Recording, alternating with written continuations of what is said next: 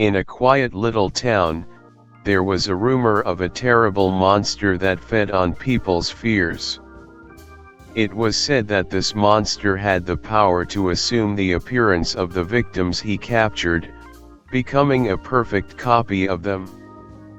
A young man named Lucas heard these stories but never believed them until one night when he had a fleeting thought about the monster as he walked home in the dark. It was only a fleeting moment of fear, but it was enough. That same night, Lucas heard soft knocks on his bedroom door. When he opened it, he saw his mother standing there, with a strange smile on her face. She invited him to dinner, but something didn't feel right. His eyes glowed strangely in the dim light.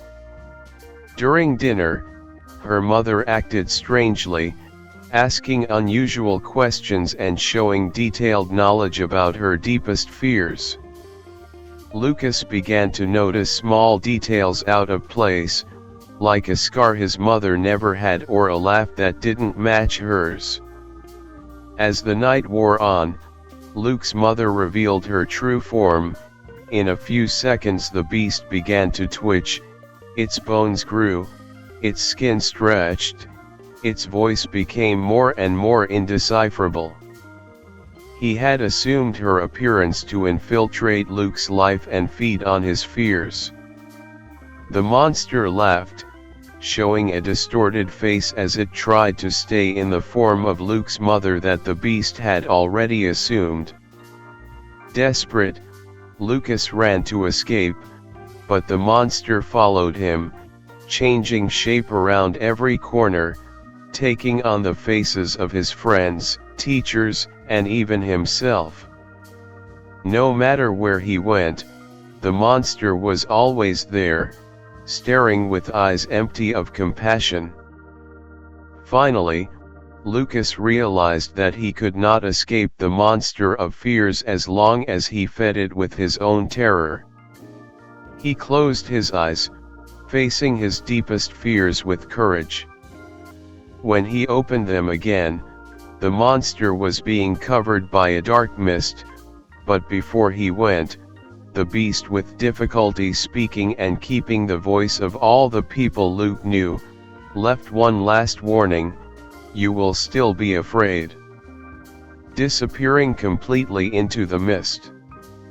Since then, Lucas has learned to face his fears head-on, knowing that the monster of fears would always be lurking, waiting for a fleeting thought to manifest again. Even after facing the monster of fears and learning to control his emotions, Lucas always felt a dark presence around him. Turbulent nights were often interrupted by strange sounds and fleeting visions of distorted figures. One day, while walking through the forest near the city, Lucas felt a familiar sense of fear approaching. He tried to push away the dark thoughts, but it was as if the monster of fears was waiting for this moment of weakness. Suddenly, the forest turned into a maze of gnarled trees and sinister shadows approached as they shouted his name: Lucas. Lucas. Lucas found himself lost in a living nightmare, where every step took him deeper into the darkness. The monster of fears emerged from the shadows, taking on forms he knew and feared. His friends, his family, even himself, all distorted and corrupted by the monster's influence. Lucas knew he couldn't run this time. He turned to face the monster head-on, refusing to give in to fear once more. With determination, he shouted the words he had learned since the last meeting: "You have no power over me. I am stronger than my fears." The monster retreated before Lucas' strength, its distorted form slowly dissipating.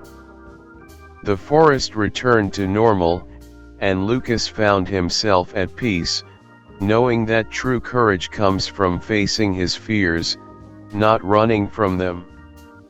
Although the monster of fears may still try to return, Lucas now knows that he has the power to control his own thoughts and emotions, not allowing fear to dominate him again. Despite Lucas' efforts to face his fears and control his emotions, fear is inevitable. Every time he thought he had won, the monster found a way to infiltrate his mind again. On a dark and stormy night, Lucas woke up with a feeling of indescribable terror.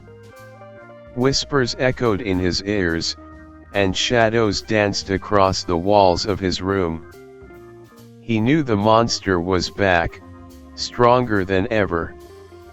Desperate, Lucas tried to use the techniques he created to confront the monster, but this time it was different. The monster tried to take the form of all the people Luke loved, becoming a beastly beast with various body parts and voices Luke knew, distorting their features into monstrous abominations.